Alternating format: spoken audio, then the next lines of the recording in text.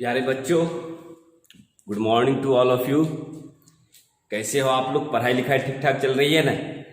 चलिए, previous lecture में मैंने आपको अल्कोहल, फिनॉल और ईथर वो खत्म कर दिया, यानी ऑर्गेनिक का आपका 2 चैप्टर खत्म हो गया।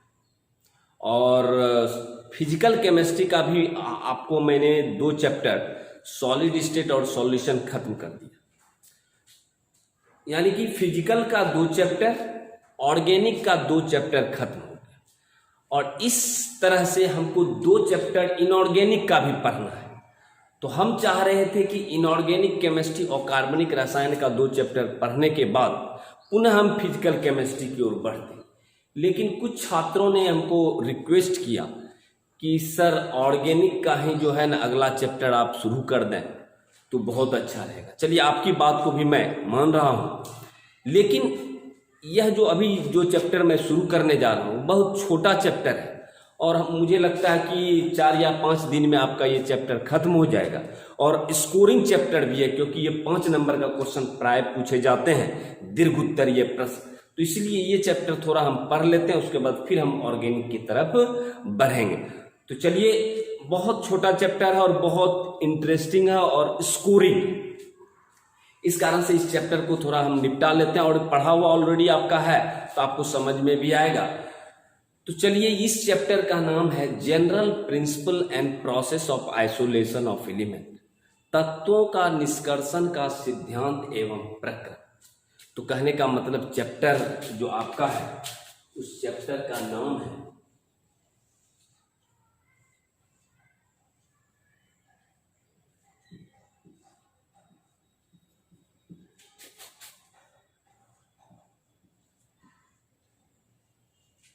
General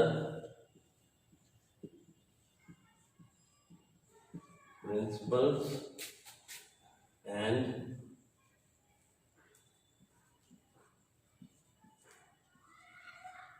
process of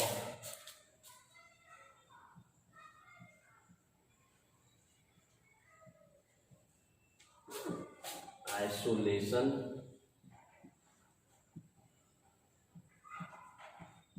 elements.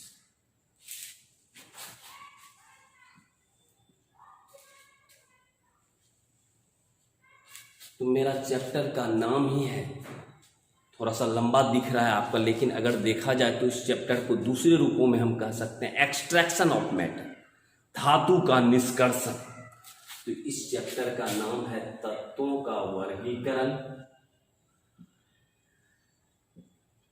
तत्वों का निष्कर्षण का सिद्धांत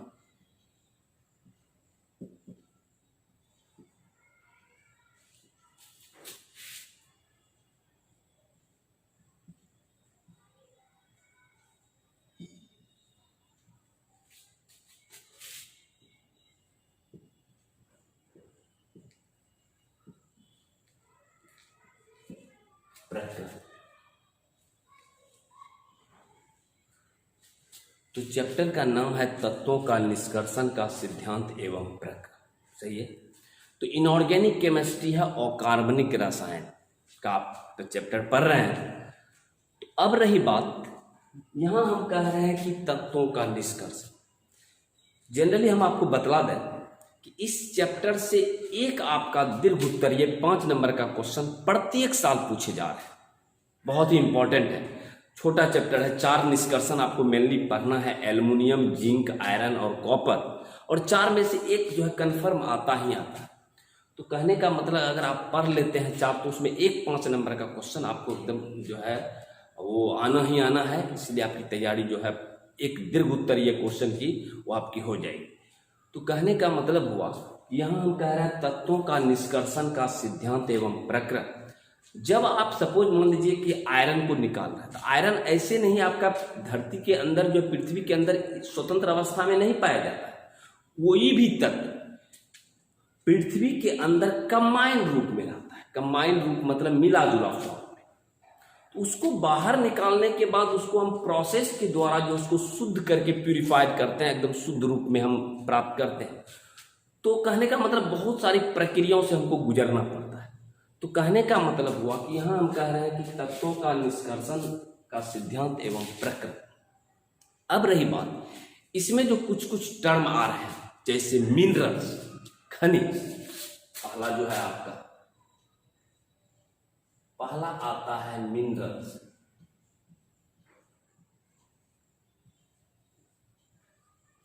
जिसको आप कहते हैं खनिज।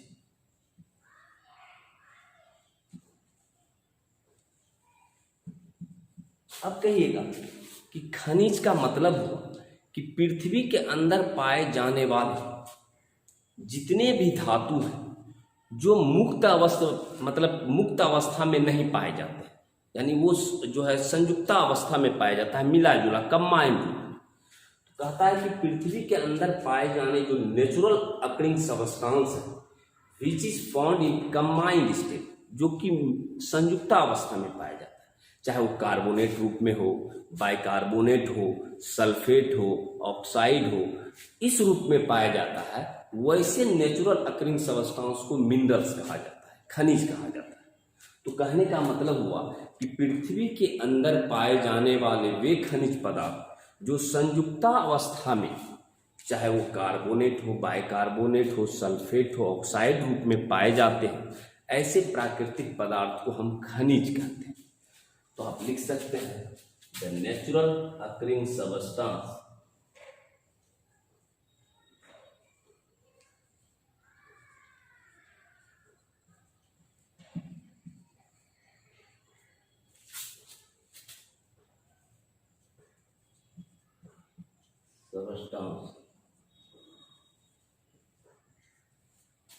which are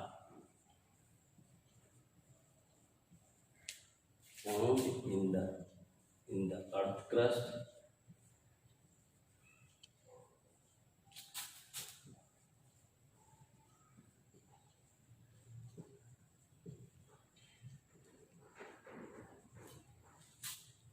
in combined form like carbonate,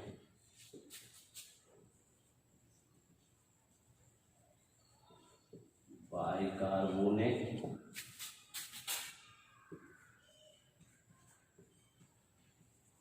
chloride, oxide इत्यादि आर नॉन एज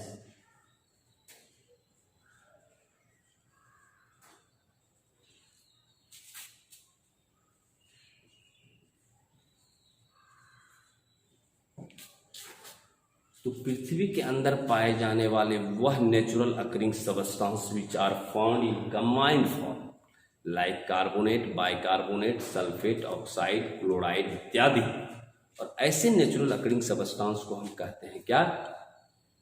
मिनरल्स। तो यहां आप लिखिएगा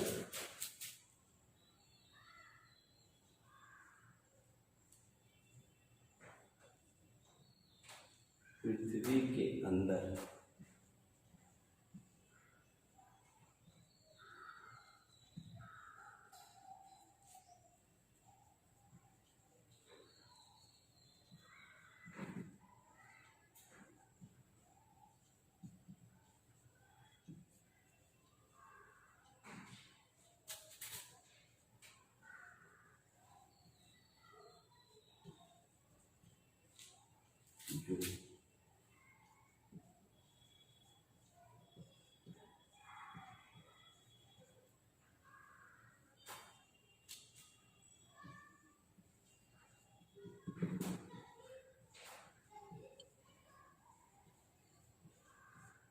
कार्बोनेट,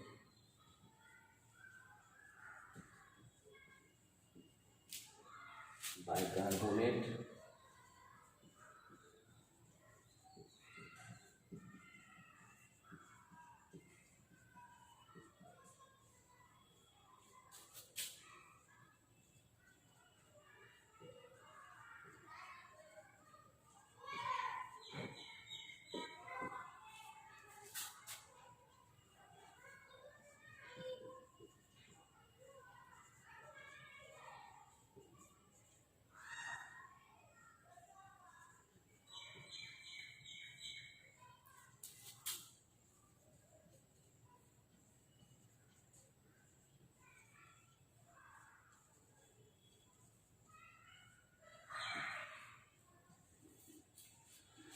तो शायद आपको समझ में आ गया होगा कि पृथ्वी के अंदर पाए जाने वाले जितने भी प्राकृतिक नेचुरल अकरिंग सबस्टांस हैं, जो आप कंबाइंड रूप में पाया जाता है, वैसे सभी पदार्थ को हम खनिज कहते हैं, मिनरल्स कहते हैं, जो कंबाइंड रूप में रहता है। ऐसा नहीं है कि मिट्टी को आप खोदे एल्युमिनियम निकल जाएगा, मिट्टी को आप खोदे आयरन निकल जाएगा, नहीं।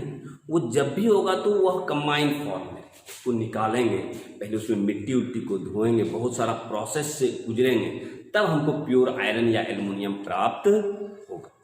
तो चलिए इसको आप लिख लें। अब रही बात, इसको उतारना है आप।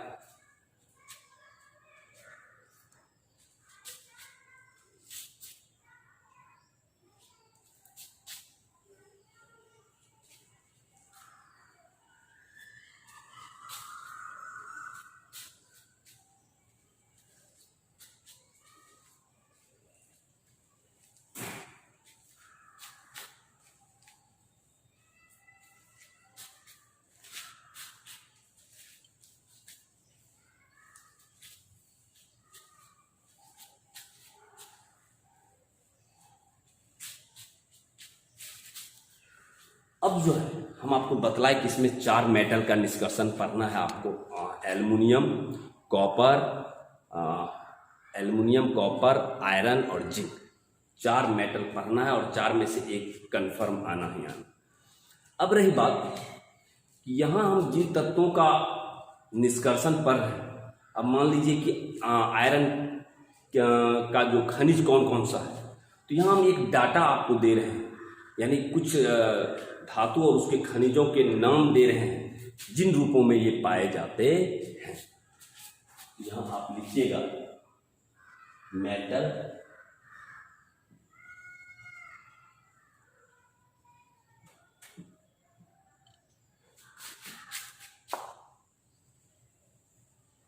तथा उसका मिनरल,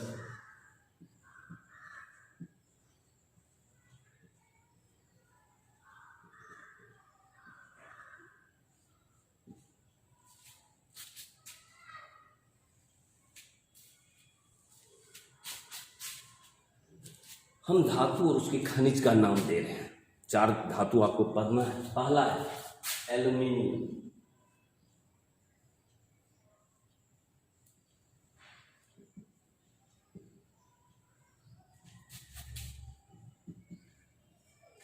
एल्युमिनियम का जो मुख्य आपका अयस्क है वो है बॉक्साइट,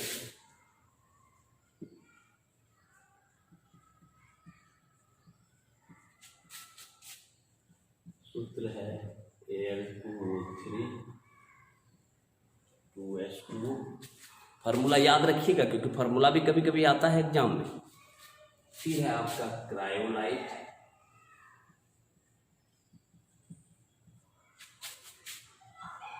Na3Al(F6),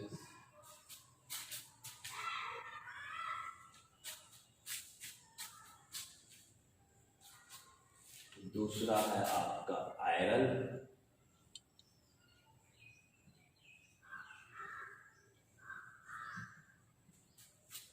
इसका लिख लीजिए haematite,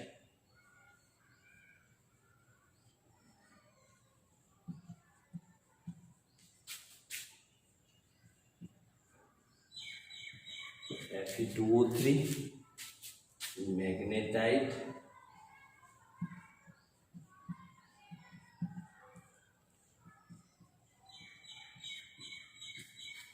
iron pyrite,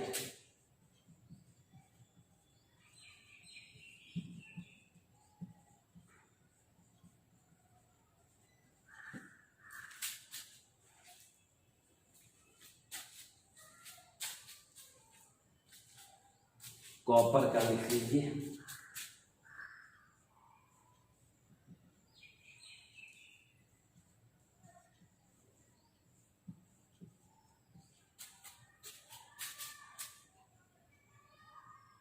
copper pyrite,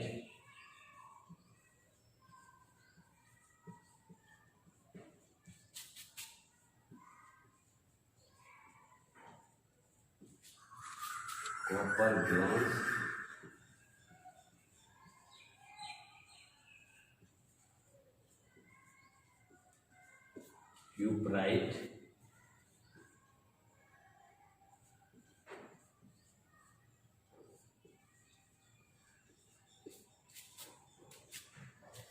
एक लास्ट बच गया आपका किसका, जिंक का।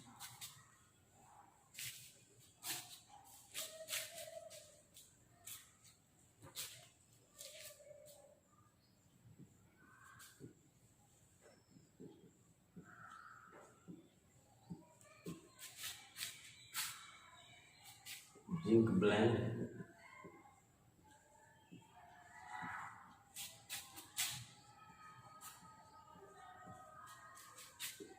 जिंकाइट,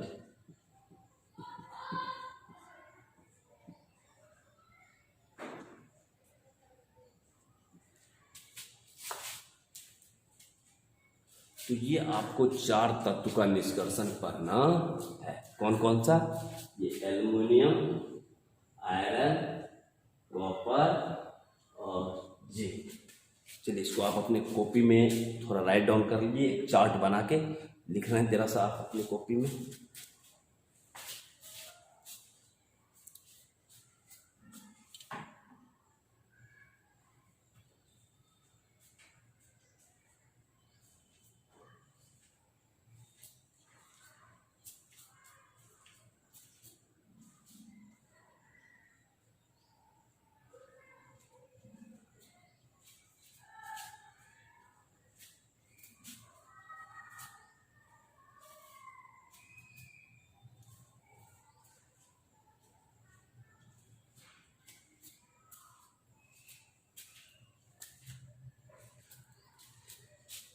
चलिए लिख लिया आपने। चलिए तो ये खनिज था आपका, जो आपका धातु था, और उसके खनिज को हम लिखे। तो जो प्रकृति के रूप में पृथ्वी के अंदर जो कंबाइंड रूप में पाया जाता है आपका मिला जुला संयुक्ता अवस्था में।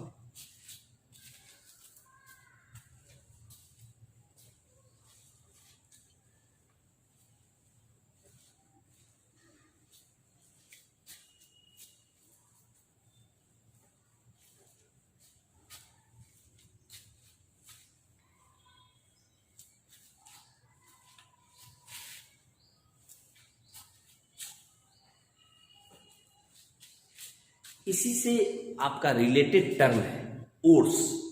आप पढ़े होंगे 9th-10th में कि सभी अयस्क खनिज हो सकते हैं, लेकिन सभी खनिज अयस्क नहीं हो सकते। क्यों नहीं हो सकते हैं, मैं आपको बतलाता हूं क्यों ऐसा होता है। दूसरा पॉइंट है ओर्स।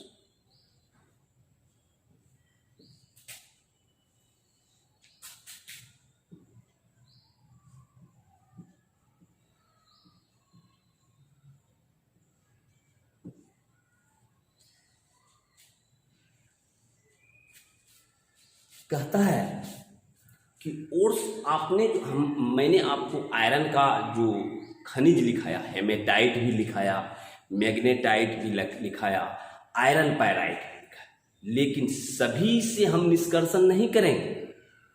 हम किसी एक ऐसा खनिज को चुनेंगे जिससे धातु का निष्कर्षण सुगमता पूर्वक और कम लागत में, यानी कि आसानी से कम पैसा में, कम खर्च में हो सके, उसे ही हम कहते हैं ores.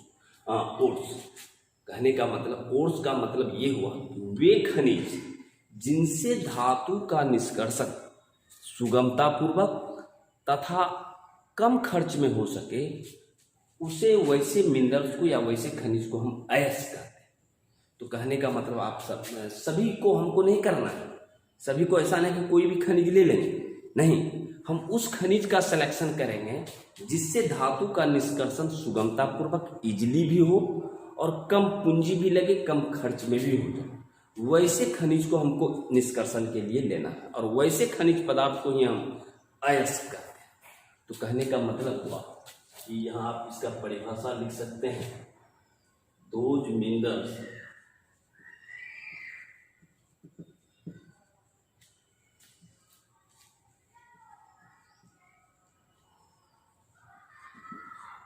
from which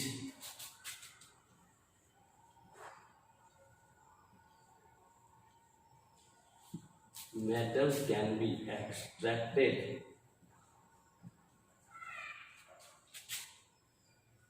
easily and economically।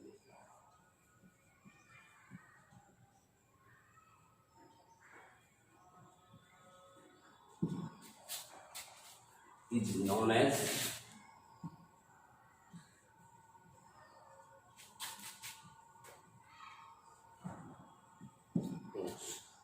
यहाँ आप एक लाइन और भी लिख सकते हैं, all ores are minerals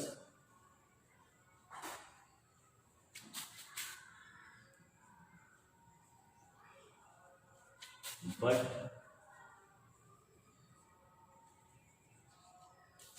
all minerals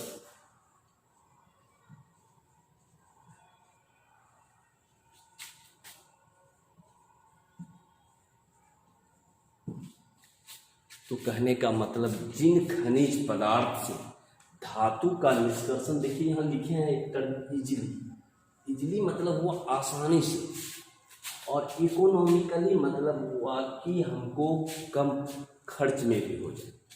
तो कहने का मतलब ऐसे खनिज पदार्थ को हम कहते हैं अयस्क। इसीलिए हम लिखे हैं कि सभी अयस्क खनिज हो सकते हैं, लेकिन सभी खनिज अयस्क नहीं हो सकते। तो आप लिखिएगा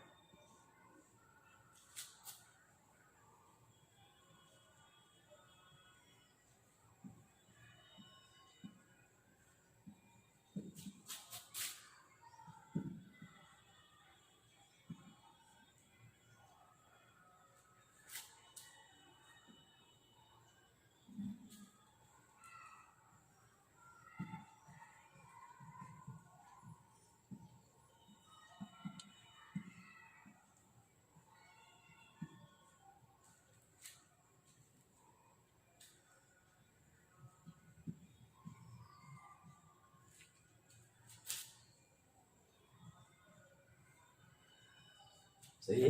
एक लाइन और लिखिए, सभी अयस्क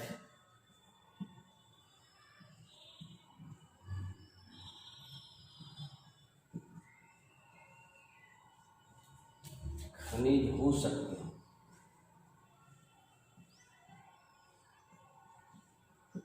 किंतु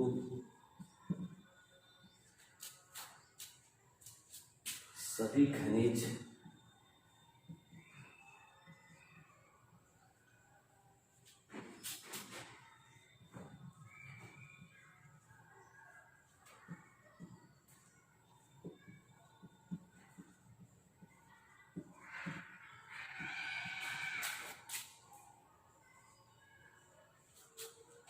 तो शायद आपको समझ में आ गया।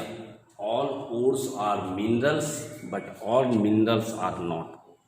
अब जैसे रही बात कि जैसे हम एल्युमिनियम का निष्कर्षण अगर करें, तो जैसे ही हम एल्युमिनियम का निष्कर्षण करेंगे तो एल्युमिनियम का जो मुख्य ओर्स होगा वो हो जाएगा बॉक्साइट,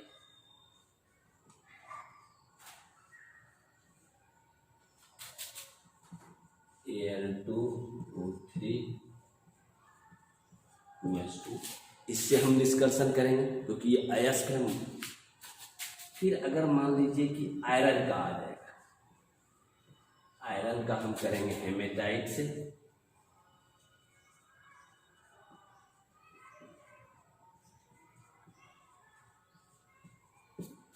Fe2O3 से करेंगे। अगर आ जाएगा आपका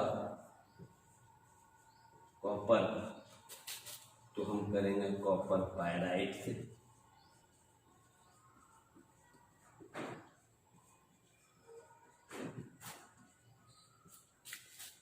और अगर आ जाएगा जिंक तो हम करेंगे जिंक ब्लेंड से।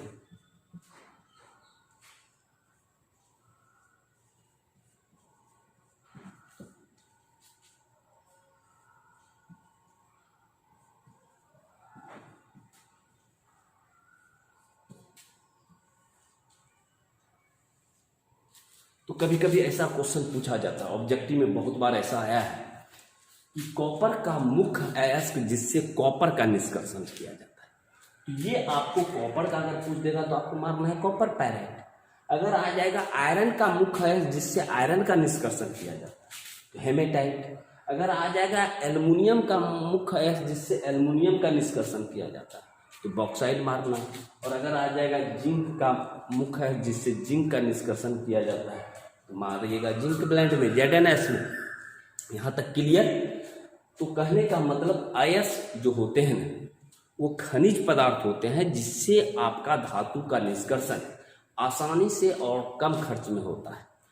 तो चलिए, अब रही बात कि आपने मिट्टी के अंदर से निकाला, तो मिट्टी के अंदर से जब निकालिएगा तो उसमें कुछ अशुद्धियाँ भी रहेगा, कुछ गंदगी भी रहेगा जो उसी फॉर्म में रहेगा, उसी की अवस्था में रहेगा। तो कहता है कि पृथ्वी के अंदर जो जब भी आप निकालते हैं अयस्क, तो अयस्क में मौजूद जो भी अशुद्धियाँ होता है उसे गैंग या मैट्रिक्स कहा जाता है। तो तीसरा टर्म डालिए गैंग या मैट्रिक्स।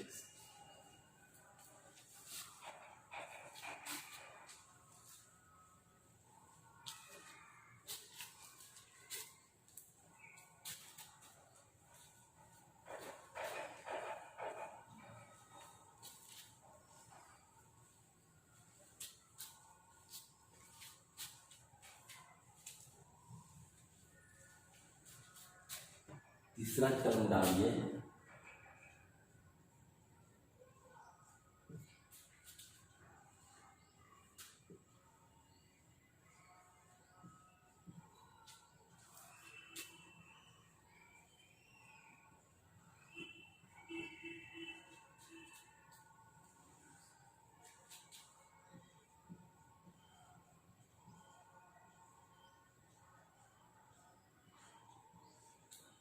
गैंग या मैट्रिक्स। कहता है कि जब भी अयस्क के साथ मौजूद जो अशुद्धियां होता है, चाहे वो मिट्टी हो, बालू हो, चूना पत्थर हो, तो अयस्क के साथ जो उपस्थित अशुद्धियां हैं उसे ही हम गैंग या मैट्रिक्स कहते हैं। तो आप लिख सकते हैं द इम्प्योरिटी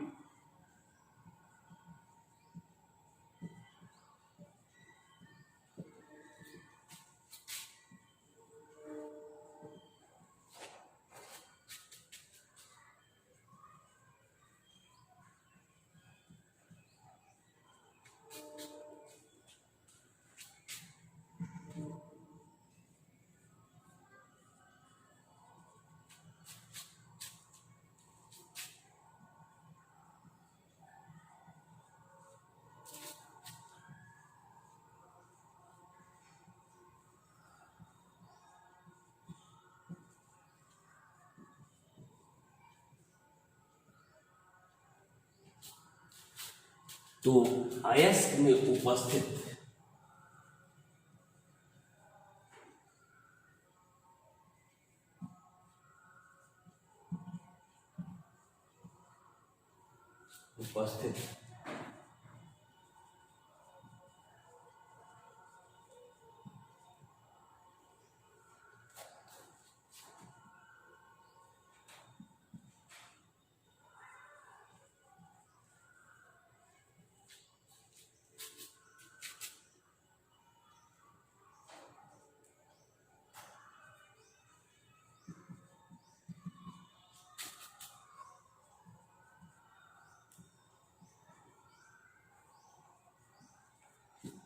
ठीक है। अब रही बात, वो जो गैंग रहेगा, अशुद्धि रहेगा, या तो वो रह सकता है सिलिका के रूप में। सिलिका मतलब हुआ बालू, इसका फॉर्मूला है SiO2। या तो हो सकता है वो चूना पत्थर के रूप में, कैल्शियम कार्बोनेट। तो कहने का मतलब ये हुआ कि पृथ्वी के अंदर पाए जाने वाले अयस्क के साथ जो मौजूद अशुद्धियां होता है, जो गंदगी होता है, उस अशुद्धियों को ही हम कहते हैं क्या चीज? गैंग और मैट्रिक्स। सही है। तो आज मैंने जो कुछ भी बतलाया वो बहुत इम्पोर्टेंट था और बहुत कम समय में ये चैप्टर खत्म हो जाएगा, चिंता नहीं कीजिए। और जो छात्र अब मुझे कमेंट करके बतलाए हैं कि सर ऑर्गेनिक केमिस्ट्री शुरू कीजिए, तो आप चिंता नहीं कीजिएगा, थोड़ा सा ये चैप्टर थोड़ा शॉर्ट पीरियड का है, ये खत्म होने दीजिए, क्योंकि ये कम टाइम में आपका बेस्ट स्कोरिंग सब्जेक्ट है और ये एक दीर्घ उत्तरीय प्रश्न इससे जरूर आता है। तो इसीलिए थोड़ा 2-4 दिन आप रुकिए, इस चैप्टर को खत्म होने दीजिए, उसके बाद फिर हम ऑर्गेनिक केमिस्ट्री की ओर ही बढ़ेंगे, यानी कम समय में बेहतर नंबर आप इस चैप्टर से ला सकते हैं। तो थोड़ा सा वैसे छात्र जो आप कमेंट करके बताए थे कि ऑर्गेनिक केमिस्ट्री शुरू कीजिए सर, हम आपकी भावनाओं को भी समझ रहे हैं, तो थोड़ा सा ये चूँकि आपका टॉपिक बदल बदल के पढ़ाना भी मेरा ये आपका हर एक साल ऐसा ही मैं कर रहा हूँ कि 2 चैप्टर फिजिकल, उसके बाद 2 चैप्टर ऑर्गेनिक, उसके बाद फिर 2 चैप्टर इनऑर्गेनिक, इसी तरह से सिलसिलेवार ढंग से चल रहा है। तो आपने लेकिन रिक्वेस्ट किया है तो आपकी बातों को भी मैं रखूँगा, लेकिन यह चैप्टर खत्म होने के बाद। तो चलिए आज की मुलाकात यहीं तक, मिलते हैं अगले लेक्चर।